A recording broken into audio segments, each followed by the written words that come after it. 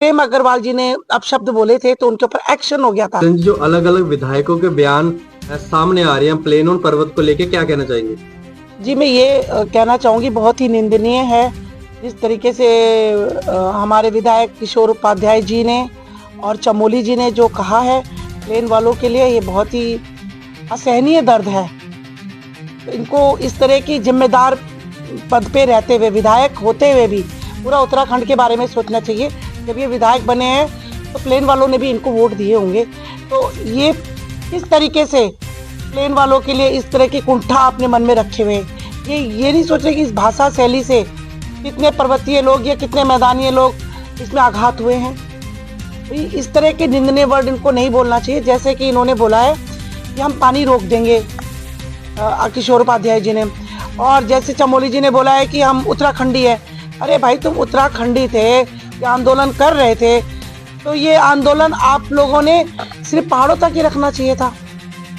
तो ठीक है, पहाड़ तक के लोग बनेंगे, इसमें आपको देहरादून हरिद्वार नहीं जोड़ना था। वहां तक का रखते तो आप जो अपना बाहुबली बनते हैं आप लोग।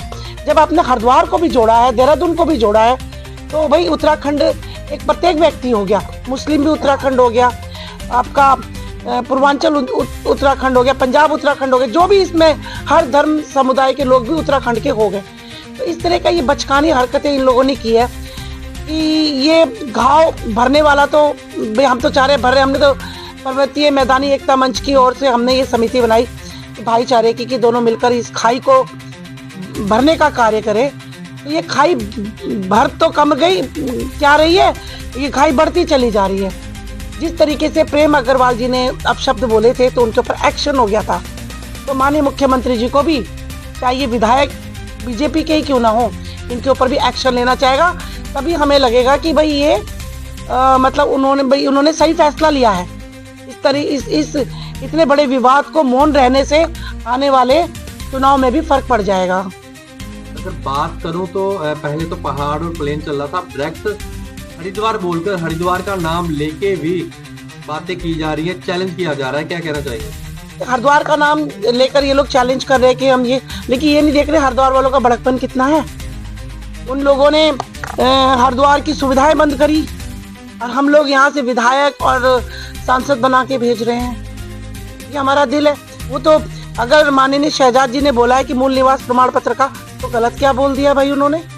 काहे को पेट में दर्द हो गया इनके किशोर उपाध्याय जी के, चमोली जी को? क्या उन्होंने गलत बात बोली? यही तो कहा कि हमारे बच्चे IAS PCS भी निकल रहे हैं, किसी बड़े पोस्ट पे निकल रहे हैं। क्यों? हरिद्वार में टैलेंट की कमी है, पढ़ाई लिखाई की कमी है।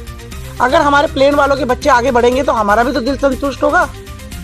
ये कार्य तो पहले ही माननीय मुख्यमंत्री जी को ऐसे कर देना चाहिए था। और इन लोगों ने अगर बोला भी है तो इस बात में सहमति दिखाई देनी चाहिए थी कि भाई ठीक है। तो सहमति तो ये लोग क्या दिखाते हैं, ऊपर से कह रहे हैं कि हम पानी रोक देंगे, हम उत्तराखंडी है।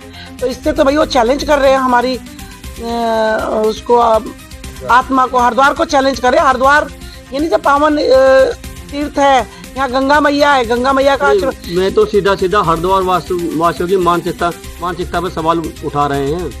अब वो मानसिकता पे उठा रहे हैं तो उनकी ओछी मानसिकता है, वो गिरे हुए लोग हैं। वो पूरे उत्तराखंड के पर्वतीय भाइयों को मैं नहीं कह रही हूँ, मैं मात्र 2 व्यक्तियों को कह रही हूँ, किशोर उपाध्याय जी को और चमोली जी को। इन लोगों को माफी मांगनी चाहिए। अगर ये माफी नहीं मांगेंगे तो पूर्ण जोर विरोध होगा। और सबसे पहले बात, हरिद्वार में ये क्या मुँह लेके आएंगे दोनों? इनको तो हरिद्वार आना ही नहीं चाहिए जब इसको तुच्छ मानते हैं। इनको हरिद्वार में नहीं इनको घुसना चाहिए। जब ये अगर अपने आप को पर्वतीय मानते हैं, ये कि भाई पर्वत के लोग भी यहाँ हमारी गलियों में रह रहे हैं, मुस्लिम रह रहा है, हिंदू रह रहा है, हम तो आपस में भाईचारा में रह रहे हैं। ये दोनों व्यक्ति नहीं चाहते कि हम लोग भाईचारा में रहे। इनकी पता नहीं कौन सी मानसिकता है, कौन सा इनका भाई जुनून है, क्या है। ऐसे थर्ड क्लास के लोगों को पार्टी से निष्कासित करना चाहिए। हरिद्वार के 1-2 विधायक को छोड़कर किसी भी विधायक ने उनका विरोध नहीं किया। अब वो तो ये बात तो मैं कहना चाहूंगी कि मैं इन लोगों ने क्यों नहीं किया, तो यही लोग जानते हैं। क्या वो हरिद्वार वासी नहीं है? ये हरिद्वार वासी तो भैया यहाँ पे माननीय मदन कौशिक जी भी है, आदेश चौहान जी भी, अन्य भी हैं। तो यहाँ तक कि अनुपमा रावत जी ने उन्होंने भी गुड़ और गन्ने की बात कही। पर्वतीय होके उन्होंने गुड़ और गन्ने की बात कही कि अगर प्लेन का गुड़ और गन्ना पर्वत के लोग आनंद लेते हैं, वो भी बहन कहीं ना कहीं इस पीड़ा को समझ रही है।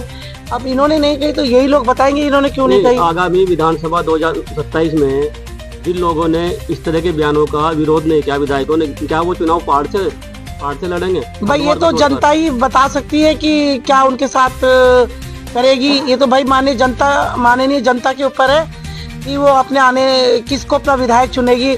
आने वाली जनता भाई यही बताएगी इनको, क्योंकि भी ये पीड़ा बहुत बड़ी है। अभी तो इन्होंने इतना किया है, अगर नहीं रोकथाम करी तो ये बहुत और भी आके उठ के हरिद्वार वालों के मुंह पे तमाचा मारेंगे, निकल कर आएंगे, तमाचा मारेंगे। तो अभी जो हो रहा है इसका विरोध अगर कर रही है हरिद्वार की जनता तो गलत नहीं कर रही है। नहीं, जो विधायक हरिद्वार के गूंगे बहरे बने हुए हैं इस तरह के मुद्दों को लेकर, क्या जनता को, हरिद्वार वासियों को उनका विरोध करना चाहिए? भाई मैं नहीं कह सकती विरोध करना चाहिए कि नहीं करना चाहिए। मैं इतना जरूर कहेंगी कि हमें बुरा लग रहा है, हम कह रहे हैं, हम पीड़ा दिखा रहे हैं अपनी। जो जैसा करेगा वैसा भर लेगा, क्योंकि ये दुनिया जानती है, ये पब्लिक है, ये सब जानती है कि कौन वोट के लिए चुप है और कौन जनता के हित में खड़ा है।